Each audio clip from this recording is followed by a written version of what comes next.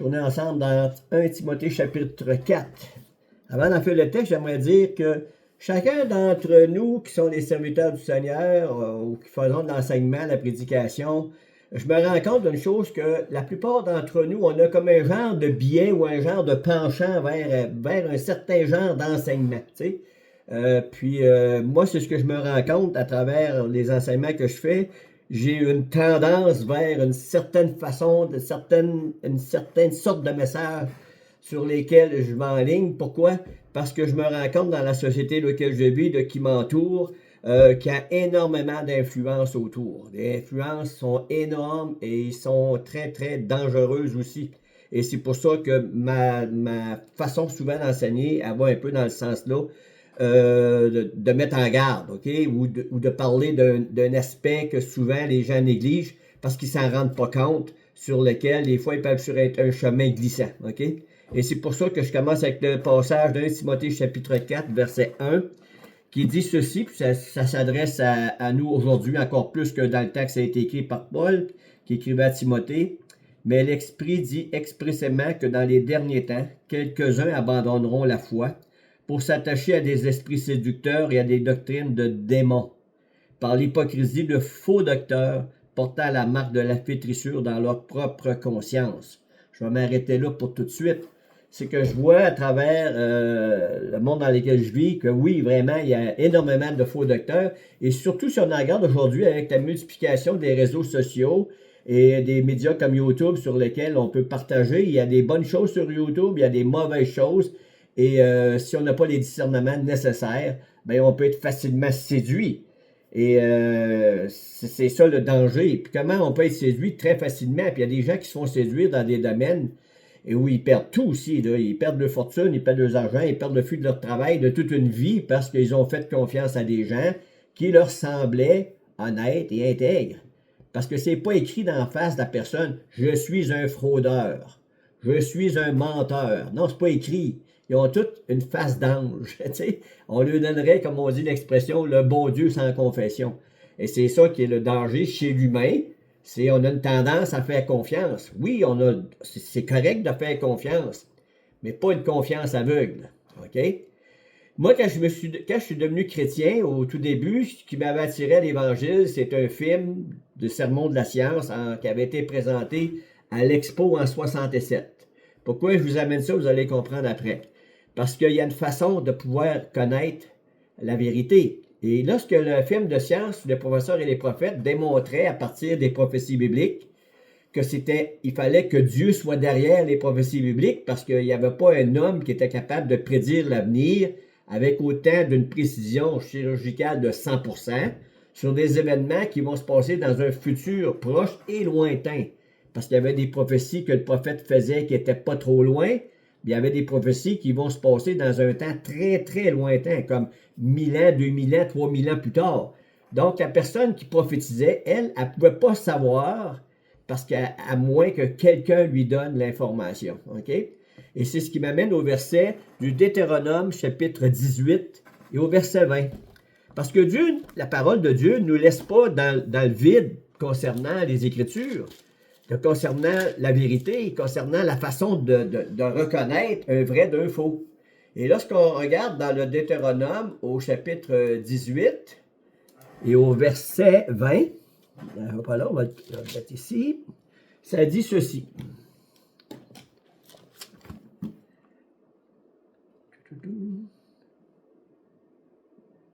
Mais le prophète qui aura l'audace de dire en mon nom une parole que je ne lui aurais point commandé de dire, ou qui parlera au nom d'autres dieux, ce prophète-là sera puni de mort. Peut-être diras-tu dans ton cœur, mais comment connaîtrons-nous la parole que l'Éternel n'aura point dite? Quand ce que dira le prophète n'aura pas lieu et n'arrivera pas, ce sera une parole que l'Éternel n'aura point dite. C'est par l'audace que le prophète l'aura dite. N'aie pas peur de lui. Alors, c'est intéressant de voir que Dieu donne un guide pour reconnaître un vrai prophète d'un faux prophète. Il dit, lorsque la parole qui aura été annoncée, qui aura été dite, n'aura pas lieu. Donc, si j'annonce des choses, ou si la personne annonce des choses sur le futur, puis que ça n'arrive pas, ben vous pourrez dire, c'est un faux prophète. On a un bel exemple de ça, de faux prophètes. Il y a une organisation qui s'appelle Témoins de Jéhovah, qui ont été pendant des années à prophétiser la fin du monde. Puis à chaque fois que ça n'arrivait pas, on changeait la date. Et eux se prétendent être le serviteur de Dieu, le serviteur de Jéhovah. Et même leur nom, témoin de Jéhovah, vient d'un verset dans l'Ancien Testament où Jéhovah disait, où Yahvé, où l'Éternel disait, « Vous serez mes témoins ». Mais ils ont oublié de continuer dans le Nouveau Testament où Jésus dit, « Vous serez mes témoins ».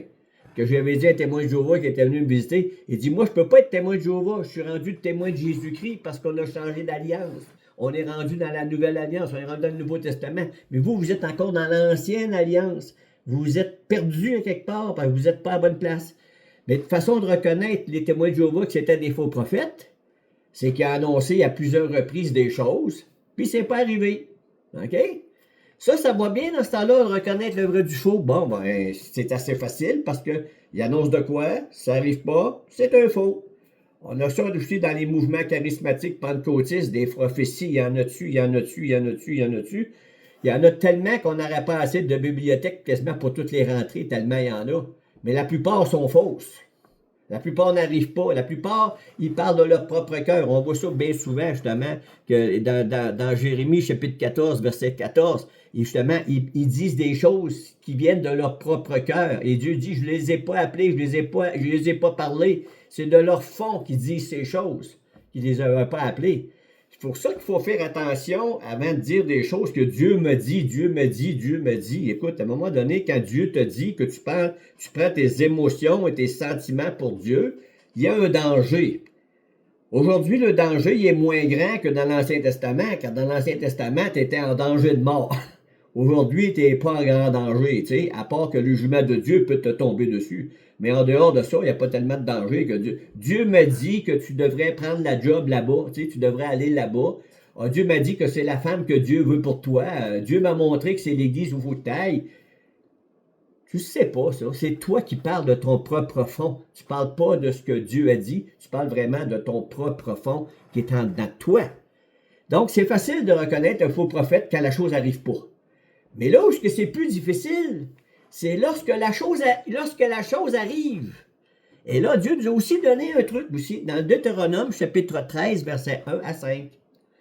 S'il y en a qui ont leur Bible, dans Deutéronome, chapitre 13, versets 1 à 5.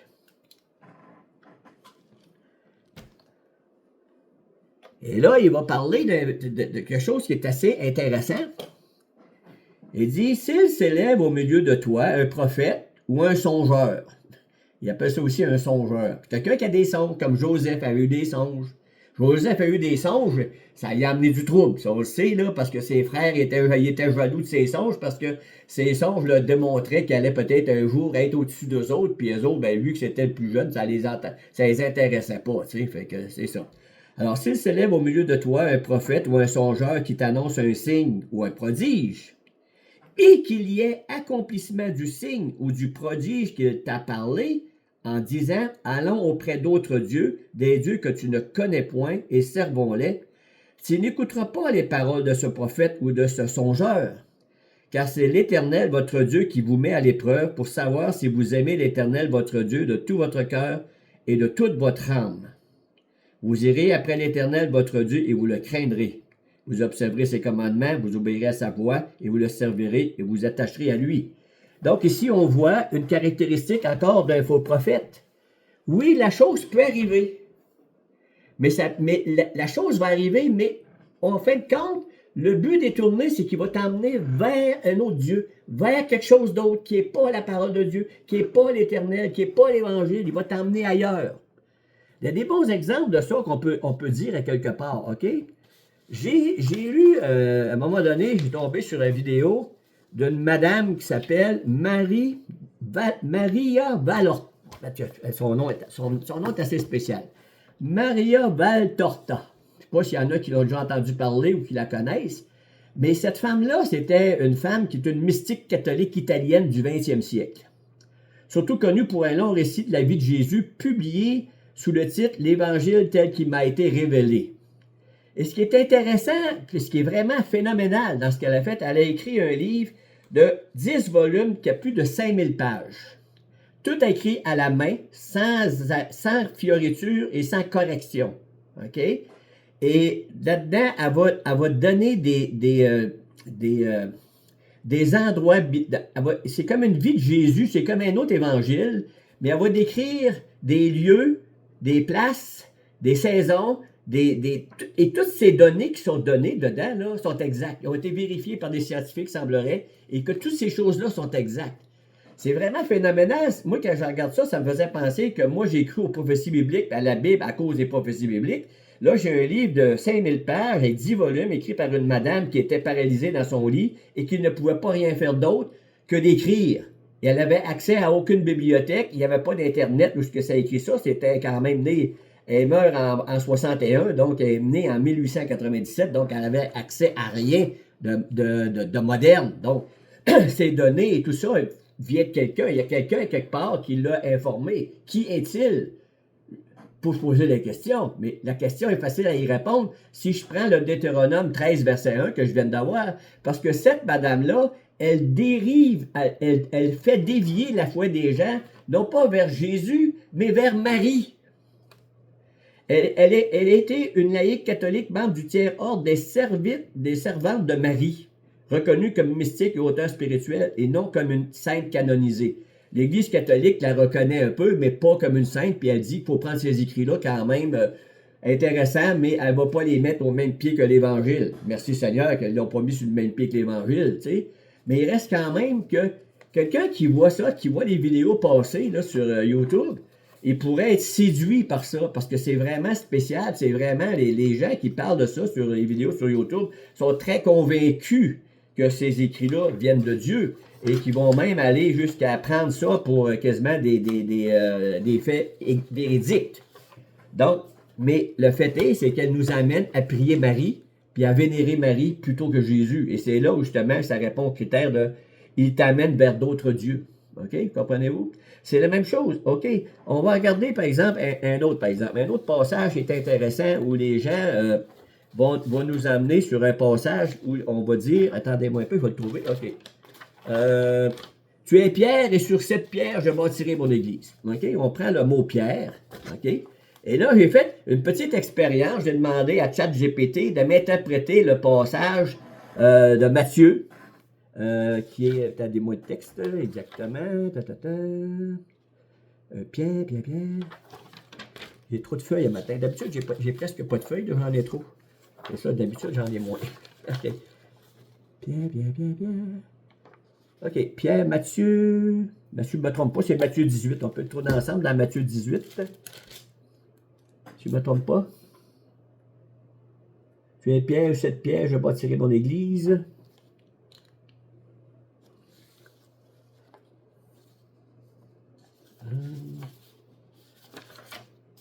OK. Sur cette pierre, je bâtirai mon église. Donc, j'ai demandé à ChatGPT de m'expliquer ce verset-là. Puis là, il m'a donné la définition que les églises chrétiennes, catholiques et protestantes vont donner de l'interprétation de ce texte de Matthieu où il dit « Tu es Pierre, sur cette pierre, je bâtirai mon église ». Et là, après, je lui ai posé à ChatGPT, après qu'il m'a donné les définitions, je lui ai dit « Toi, qu'est-ce que tu en penses? » Et là, il m'a donné la définition que nous, les croyants, nous avons. Il dit que la définition du texte est en rapport avec la déclaration qui vient juste avant. La déclaration qui vient avant, c'est Jésus avait demandé à Pierre, « Qui dis-tu que je suis? » Pierre de lui répondre, « Tu es Pierre, et sur cette pierre, je bâtirai mon église. » Mais excusez-moi, Pierre avait répondu à Jésus, « Tu es le Christ, le Fils du Dieu vivant. » Et Jésus lui répond, « C'est pas la chair et le sang qui te dit ça, mais c'est mon Père qui te l'a révélé. Et je te dis que sur cette pierre, je bâtirai mon église. Que tu es Pierre, que sur cette pierre, je bâtirai mon église. » Et ChatGPT dit, la pierre qui a été bâtie, c'est Jésus-Christ. C'est la déclaration que Jésus a faite, qui est la pierre de l'église. Et lorsqu'on regarde la pierre de l'église, OK, on peut voir que c'est un jeu de mots. En français, ça se fait bien. Tu es Pierre sur cette pierre. Mais en grec, c'est pas les mêmes deux mots. Il y a un mot Petra et Petros, alors on a deux mots différents. Et ça a le sens d'un mot roc. Le roc, quand on en regarde dans l'Ancien Testament, on peut voir le roc, OK, dans Exode 17, versets 1 à 6. Si on va dans Exode 17, versets 1 à 6.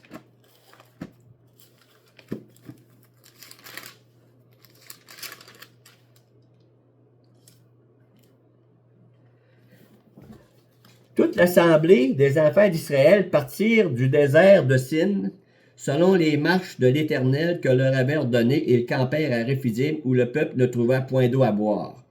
Alors le peuple chercha querelle à Moïse, c'est pas la première fois, et ils dirent, « Donnez-nous de l'eau à boire. » Moïse leur répondit, « Pourquoi me cherchez-vous querelle? Pourquoi tentez-vous l'Éternel? » Le peuple était là, pressé par la soif, et murmurait contre Moïse, et disait, « Pourquoi nous as-tu fait monter hors d'Égypte? Pour nous faire mourir de soif, moi, mes enfants et mes troupeaux? » Moïse cria à l'Éternel en disant, « Que ferai-je à ce peuple? Encore un peu, et ils me lapideront. » L'Éternel dit à Moïse, « Passe devant le peuple et prends avec toi des anciens d'Israël. Prends aussi dans ta main ta verge avec laquelle tu as frappé le fleuve et marche. Voici, je me tiendrai devant toi sur le rocher d'Horeb. Tu frapperas le rocher, il en sortira de l'eau et le peuple boira. » Et Moïse fit ainsi aux yeux des anciens d'Israël, et donna au nom de ce lieu Massa et Mériba, parce que les enfants d'Israël avaient contesté, et parce qu'ils avaient tenté l'Éternel en disant, « L'Éternel n'est-il pas mieux de nous, ou n'y est-il pas? » Voici, il a frappé un rocher. Nombre chapitre 20. Un matin, je fais un petit peu de fouille un matin, là. Nombre chapitre 20, verset 8.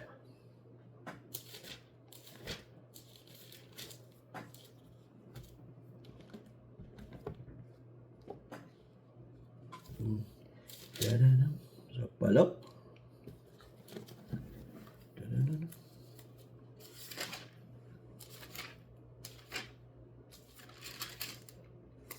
OK. Verset 8. Vous parlerez en leur présence au rocher, et tu leur donneras ses eaux, et tu feras sortir pour eux l'eau du rocher, et tu abreuveras l'assemblée et leur bétail. Moïse prit la verge qui était devant l'Éternel, comme l'Éternel lui avait ordonné. Moïse et Aaron convoquèrent l'assemblée en face du rocher, et Moïse leur dit, « Écoutez donc, rebelles, est-ce de ce rocher que vous pourront sortir de l'eau? » Puis Moïse leva la main et frappa 2 fois le rocher avec sa verge. Il sortit de l'eau en abondance. L'assemblée but et le bétail aussi. Mais là, ici, il y a une chose que Moïse a faite, il a frappé le rocher 2 fois. Il n'y avait pas d'affaire à frapper 2 fois, c'était juste une fois. Mais je ne veux pas m'arrêter là-dessus, c'est un autre enseignement, ça. OK? Dans le psaume 42, 10. Si on continue avec le rocher, dans le psaume 42, 10,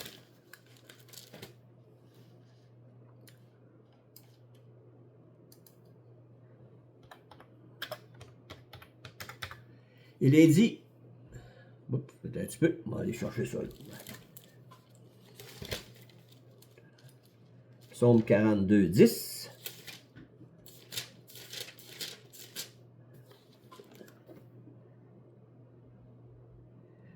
Je dis à Dieu, mon rocher, pourquoi m'oublies-tu? Pourquoi dois-je marcher dans la tristesse sous l'oppression de l'ennemi?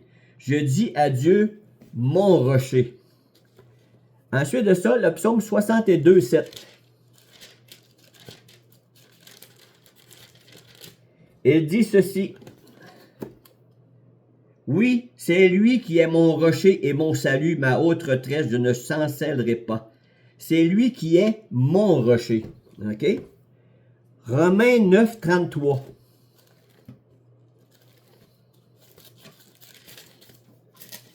Romains 9, 33. Il va aller nous dire, vous allez comprendre où je vais aller. Romains 9, 33. Parce qu'Israël n'a cherché... OK. Ils se sont heurtés contre la pierre d'achoppement, selon qu'il est écrit, « Voici, je mets en Sion une pierre d'achoppement et un rocher de scandale, et celui qui croira en lui ne sera point confus. » Il met quoi? Il met en Sion une pierre d'achoppement, un rocher de scandale. OK? Tournons ensemble, master, dans 1 Corinthiens 10, 4. 1 Corinthiens 10, 4.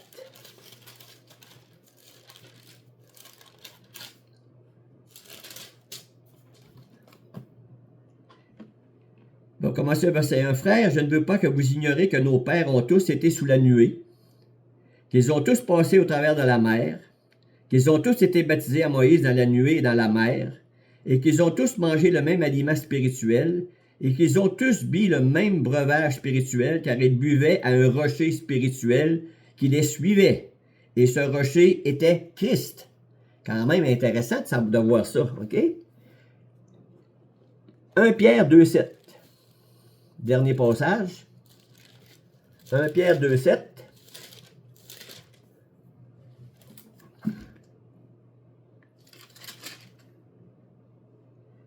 L'honneur est donc pour vous qui croyez, mais pour les incrédules. La pierre qu'ont rejetée ceux qui bâtissaient est devenue la principale de l'angle, et une pierre d'achoppement et un rocher de scandale. Ils s'y heurtent pour ne pas avoir cru la parole, et c'est à cela qu'ils sont destinés. Voyez-vous, encore ici, la pierre qu'ont rejetée ceux qui bâtissaient est devenue la principale de l'angle. Donc, si je prends le passage de Pierre qui dit que tu es Pierre, sur cette pierre je bâtirai mon église, et que je fais l'ensemble un peu des versets qui vont parler du rocher et de la pierre, on se rend bien compte que la rocher et la pierre, c'est Jésus-Christ, et que l'église de Jésus-Christ n'est pas bâtie sur Pierre l'apôtre, mais qu'elle est bâtie sur Christ. Le fondement de l'église, c'est Christ, c'est pas Pierre. Vous savez, l'interprétation des Écritures, elle se fait aussi de façon assez simple. Comme la grammaire aussi simple peut être, on peut faire l'interprétation aussi de façon grammaticale. Le texte de Pierre, de façon grammaticale, c'était relié à une déclaration. Et lorsqu'on fait le contraire de ça, c'est qu'on veut amener les gens dans une autre direction. On veut tromper les gens. Malheureusement, c'est souvent ce qui se passe avec les faux docteurs. Quel est le but des faux docteurs? Le début des faux docteurs, c'est de vous attirer à eux et de profiter de vous. C'est ça souvent qui se passe avec les faux docteurs. Comment reconnaître un faux prophète d'un faux prophète? On a il dit, vous les reconnaîtrez à quoi? Matthieu chapitre 7, verset 15. On va tourner ensemble dans Matthieu chapitre 7, verset 15. C'est une autre façon de reconnaître le vrai des faux. Parce que c'est toujours pas évident, à un moment donné, vous avez des millions de personnes qui sont dans une religion. Vous dites, coudonc, ça se peut-tu que des millions de personnes se trompent autant que ça? Parce que tabarouette, il me semble que le monde, ils sont pas tous caves à ce point-là, tu sais, je veux dire. Mais vous savez, on est dans un domaine spirituel. Dans le domaine spirituel, c'est pas comme dans le domaine matériel. Il y a quelque chose spirituellement là, qui fait qu'à un moment donné, comme quand je témoignais hier soir, là, la personne à qui je parlais, je me rendais bien compte qu'il y avait comme un blocage à quelque part. L'autre avait une ouverture, mais l'autre avait un blocage. Et pourquoi? Parce qu'il y a comme quelque chose qui vient, il y a une résistance qui se fait, OK?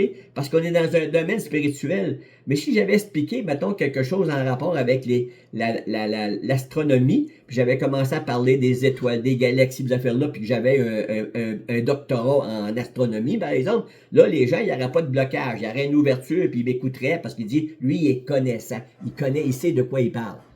Mais quand on parle de choses spirituelles, puis qu'on va leur parler de Dieu ou de la Bible, oh non, eux autres, t'as bien beau avoir 50 ans d'études, ça compte pas pour eux autres. T'es pas comme un astronome qui a 50 ans d'études. Entre les deux, il y a comme une marge entre les deux. Le chrétien n'a pas la crédibilité d'un astronome, malheureusement. Et c'est pour ça souvent qu'il y a un blocage. Les gens ont peur. Et puis ce qui est plus drôle, c'est que quand les faux docteurs viennent à eux, ils reçoivent avec toute bonne... comme ça. Ils sont tous contents de les recevoir. Ils sont tous contents. Tu sais, je veux dire... c'est surprenant que spirituellement, à quel point le mensonge passe plus facilement. Et c'est pour ça que si vous regardez la population mondiale, 98% de la population est sous des esprits séducteurs. On est un petit pourcentage avec la vérité. Pour ça, Jésus ne craint point petit troupeau. Et pour ça qu'il disait, large et spacieux le chemin qui mène à la perdition, et étroit et resserré le chemin qui mène à la vie, et peu le trouvent. Matthieu 7, verset, j'avais dit, verset 15. OK. Gardez-vous des faux prophètes. Ils viennent à vous en vêtements de brebis, mais au-dedans, ce sont des loups ravisseurs. Vous les reconnaîtrez à leurs fruits. Cueille-t-on des raisins sur des épines ou des figues sur des charbons? Tout bon arbre porte de bons fruits, mais le mauvais arbre porte de mauvais fruits. Un bon arbre ne peut porter de mauvais fruits ou un mauvais arbre porter de bons fruits. Tout arbre qui ne porte pas de bons fruits est coupé et jeté au feu. C'est donc à leurs fruits que vous les reconnaîtrez. Ça, c'est encore une façon de reconnaître le vrai du faux, des vrais prophètes, des faux prophètes. Si je parle, mettons, du faux prophète de la religion qui tue, regarde, le fruit de cette religion-là, c'est quoi? Eh bien, c'est des morts un peu partout, puis c'est des conflits partout, et c'est des contradictions avec plein de choses, avec la science. Il y a des règles sur règles qui n'ont pas d'allure, mais il s'est basé sur un livre que le faux prophète nous dit que c'est Dieu qui lui a donné ces paroles-là et que c'est le livre de Dieu textuellement et on ne peut rien en changer, ni rien en soustraire. Moi, j'ai essayé de lire ce livre-là et que c'est pénible à lire, mais pénible à lire, c'est incroyable. Il faut une patience d'âme. Je suis à peu près certain que la plupart de cette religion-là, des gens de cette religion-là, n'ont même pas lu ce livre-là. Parce que s'ils ont commencé, ils ont dû arrêter. Parce que moi, c'est ce que j'ai essayé de faire. J'ai voulu vraiment le lire, mais vraiment, là, mais j'ai démissionné après un certain temps. Je ne sais pas comment c'est écrit. C'est écrit d'une façon pour avoir l'air savant, mais mot t'a dit que c'est plate à lire puis que c'est compliqué à comprendre parce que c'est pas écrit d'une façon pour qu'on puisse le lire pour le comprendre. C'est tout le temps des phrases travaillées, des mots travaillés, toutes sortes de bizarreries, là. Mais si je regarde juste le fruit que cette religion-là a produit dans le monde, puis j'en regarde qu'elle est là à travers un paquet de pays et qu'elle gouverne des pays, puis je regarde le fruit qu'elle produit, ben, il va dire le fruit est mauvais. Le fruit est mauvais parce que le fruit n'est pas en rapport avec ce que la Bible va produire, OK? Le fruit est mauvais. Fait que je ne peux pas dire que le fruit est bon, le fruit est mauvais. C'est comme ça qu'on peut reconnaître un vrai d'un faux. C'est regarde le fruit. Comme on dit, quand tu t'en vas dans le bois chercher des champignons, Arnold est un champion des champignons.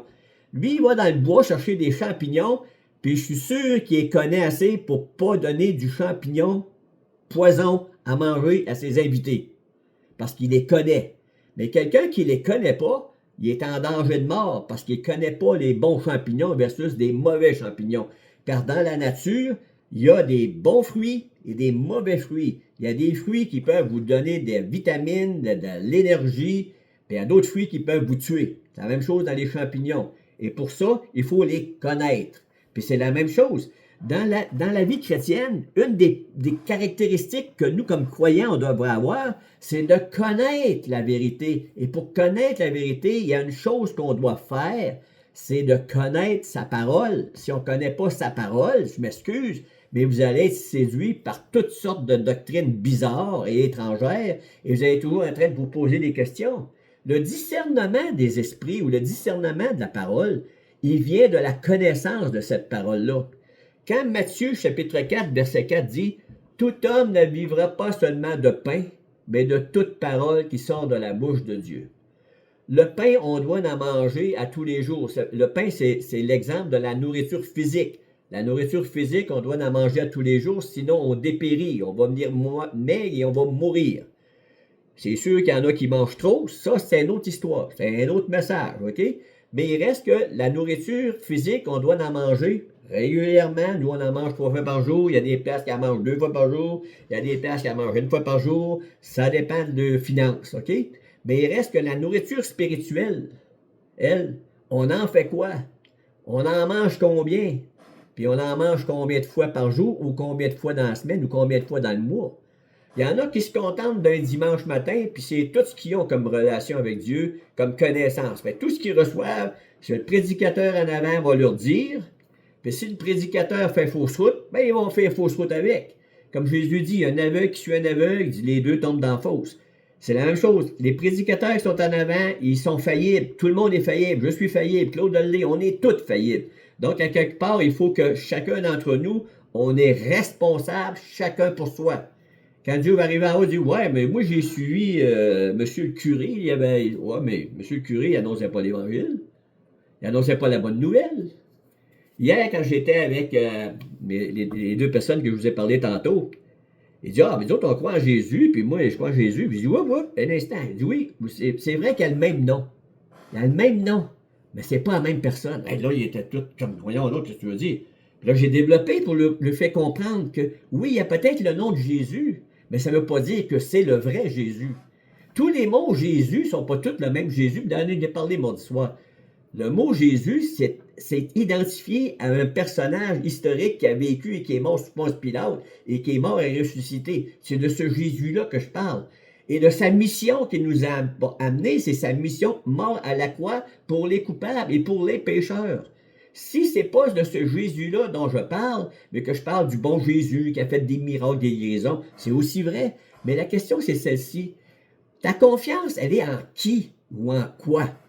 Lorsque je parlais avec la personne qui me parlait qu'elle connaissait Jésus, puis elle va régulièrement à l'église, mais vraiment souvent, mais j'ai posé la question, si tu meurs ce soir, puis Dieu te pose la question, pourquoi je te laisse rentrer ici? La personne dit, ben parce que j'ai fait telle affaire, puis je me suis amélioré, puis, tu sais, tout était basé sur elle. C'était basé sur ses bonnes actions, ses bonnes œuvres, son bon vouloir, sa bonne volonté, sa bonne conscience.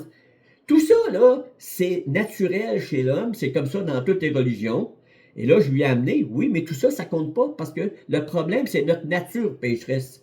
Et notre nature pécheresse, on ne peut pas nous-mêmes s'en sortir par nous-mêmes. On a besoin d'un sauveur. Et c'est pour ça que Jésus est appelé le sauveur. Et si j'ai besoin d'un sauveur, c'est parce que je suis perdu. Puis c'est comme je disais, je ne vais pas voir le médecin si je ne suis pas malade. Mais je ne vais pas crier au secours si je ne suis pas en danger. Donc, si je suis en danger de mort, là, je vais appeler les secours, je vais appeler le 911. Mais spirituellement, on est en danger de mort et on doit appeler le secours et le 911, c'est Jésus-Christ. Mort à la croix, à ta place. C'est ça le secours. Donc, on a besoin de connaître les Écritures, de sonder les Écritures, de méditer les Écritures. Méditer les Écritures, là. Prenez un texte ou un passage, là, puis après ça, vous méditez. Ça veut dire quoi de méditer? Ça veut dire d'y réfléchir. Comment ça s'applique? Qu'est-ce que ça veut vraiment dire dans son contexte? Puis là, vous allez l'appliquer dans votre vie. Qu'est-ce que je ferai avec ça dans ma vie? Qu'est-ce que ça veut dire? C'est ça, méditer aussi, là. Méditer, c'est pas faire tu sais, comme le yoga ou des choses comme ça, là. C'est pas de même, méditer. Méditer, c'est réfléchir. C'est ça que ça veut dire, méditer. Réfléchir. Réfléchissons. Vous avez les faux prophètes aussi avec Baal. Il y en avait les faux prophètes dans le temps d'Élie aussi. Même que là, il y avait eu une bataille de Dieu. Les faux prophètes de Baal étaient beaucoup plus nombreux. Ils étaient 4000. Puis là, Élie dit, il avait dit au roi, fais venir les prophètes de Baal, on va faire un test. On va voir lequel des deux est le meilleur. On a ce texte-là dans 1 Roi, chapitre 18, verset 19. Vous ne voyez pas parce que le temps avance, là. Mais si jamais vous voulez savoir où est-ce que l'histoire se passe, c'est 1 Roi, chapitre 18, verset 19. Et là, Élie est tellement convaincu que Dieu va faire ce qu'il va demander, qu'il va dire, on va faire un autel. Fait qu'ils font un autel. Un autel, c'est comme une table en bois, là. Puis on va mettre l'holocauste, le bœuf qu'on va tuer, on va le mettre dessus. Puis vous allez demander à Dieu de faire descendre le feu du ciel, puis de le consumer. Et là, les prophètes de Baal se mettent à faire des prières, puis à prier, puis à danser, puis à crier, puis à chanter. Puis là, à un moment donné, ça faisait passer, ils se mettent à faire des incisions, puis à faire toutes sortes de choses pour que Dieu leur envoie le feu du ciel. Élie riait d'eux autres. Il dit, hey, Dieu, il est-tu en vacances? Il est-tu parti à faire une course? À quoi il est occupé? Qu'est-ce qui se passe avec lui? Il a l'air d'être pas être là, ben, hein? Mais il dit, ôtez-vous de là, tossez-vous de là. Lui, Élie fait quoi? Il met son holocauste, puis là, il remplit ça d'eau, il fait arroser l'holocauste d'eau, il met de l'eau, puis de l'eau, puis de l'eau. Il dit, misère, il est donc bien fou, il va avoir le feu qui consumer son holocauste, puis il l'arrose assez qu'il y avait de l'eau partout, puis il y avait de l'eau dans les rigoles partout. Puis là, quand il a dit à Dieu, lui, il n'a pas eu besoin de faire des prières à miam, puis toutes sortes de simagrées, puis des danses, puis des incantations, puis prendre du temps, puis là... Non! Dieu fait descendre le feu du ciel. Flau, mon ami, instantanément, ça a été fait. Voyez-vous la différence entre un vrai et un faux? Le vrai avec Dieu, il sait exactement ce qui va se passer parce qu'il y a une communion intime avec Dieu. Il n'y a pas besoin de forcer les choses. Il n'y a pas besoin de faire arriver les choses. Les choses se font parce que sa communion avec Dieu est intime et il sait en qui il croit et il sait que Dieu va honorer sa parole. Et c'est pour ça qu'on a eu des hommes de Dieu extraordinaires à travers l'histoire, qui ont eu des témoignages extraordinaires. Par leur communion avec Dieu, on a pu voir leurs œuvres. Quand tantôt je parlais des fruits, je parlais du fruit ou des fruits. Un arbre, ça porte des fruits selon sa semence. Et un fruit, ça va toujours porter du fruit parce qu'un fruit, en lui-même, il y a déjà sa semence. Prenez un fruit, vous le mettez en terre, il y a déjà de la graine dedans. Donc, ça va produire quelque chose. Et le fruit, il se multiplie. Ça ne se multiplie pas artificiellement, ça se multiplie naturellement. Tandis que les fruits fabriqués artificiellement, les autres sont stériles et morts. Donc, ce n'est pas la même chose. Et c'est pour ça que les vrais chrétiens peuvent se laisser tromper par les faux prophètes Quand les croyants négligent l'étude de la parole et l'obéissance à celle-ci, sont trop paresseux pour prier et manquent de discernement quant aux choses de Dieu, ils sont facilement trompés par quelqu'un qui prétend être orthodoxe, surtout s'il est agréable, positif et permissif. Hein?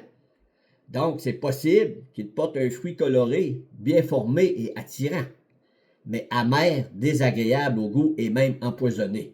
Voyez-vous la différence entre ce qu'un arbre, un mauvais arbre qui porte des mauvais fruits, est beaucoup plus difficile à reconnaître que des épines portant des raisins et des chardons portant des figues. Donc, c'est ça la différence, c'est que c'est pas toujours facile de discerner. Parce que souvent, le vrai, je l'avais remarqué à travers Jésus, là, il n'a pas été aimé par la plupart des gens de son temps. Les vrais prophètes n'ont pas été aimés par la plupart des gens de son temps. La plupart des vrais prophètes de Dieu, ils ont fini assez mal, merci, puis ils ont passé des bouts de rough. Puis les faux prophètes, eux autres, ça allait bien. Les faux prophètes, les gens les aiment. Je ne sais pas pourquoi, les gens les aiment. Parce qu'ils nous annoncent des bonnes nouvelles. Pourtant, on a une bonne nouvelle, mais les gens n'en veulent pas de notre bonne nouvelle. Pourquoi ils n'en veulent pas de notre bonne nouvelle? Parce qu'elle est rattachée d'abord à une mauvaise nouvelle. La mauvaise nouvelle, c'est que tu es perdu, tu es en route vers l'enfer. Puis cette mauvaise nouvelle-là, ben, ils ne veulent pas l'entendre. Ils veulent mieux dormir dans leur pas leur certitude, leur fausse certitude, plutôt que de se tourner vers la bonne nouvelle qui est l'évangile de Christ qui sauve gratuitement. Donc, je vais arrêter là, mais je vous encourage à vraiment à prendre du temps dans les Écritures pour discerner les temps, les circonstances et discerner le vrai du faux. C'est pour ça que ma chaîne YouTube s'appelle Vérité Mensonge. Vérité Mensonge, pourquoi? Parce qu'on est dans un monde non pas de bien et de mal. Oui, il y a du bien et du mal, mais la religion chrétienne, c'est une question de vérité et de mensonge. Parce qu'un mensonge, c'est toujours un mensonge et ça sera toujours un mensonge. La vérité est pareille. La vérité sera toujours unique et singulière, elle ne sera jamais plurielle.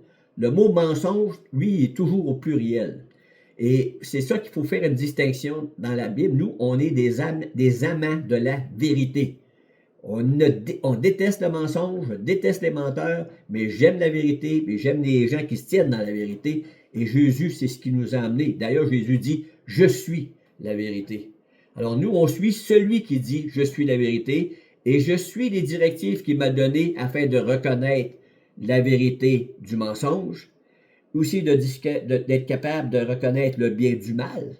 Mais souvent, vous savez qu'un mal peut être bien et un bien mal. C'est là aussi que c'est un peu trompeur. Et là encore, ça prend beaucoup de discernement pour des fois être capable de choisir entre deux mots. Parce que des fois, vous n'avez pas le choix, vous êtes pris entre deux mots. La mort d'une personne ou bien votre conscience qui dit, ben moi, je mens pas. Fait que des fois, tout ça, c'est relatif. Mais en tout cas, pour conclure, lisons la parole afin d'être alignés sur la vraie vérité. Amen.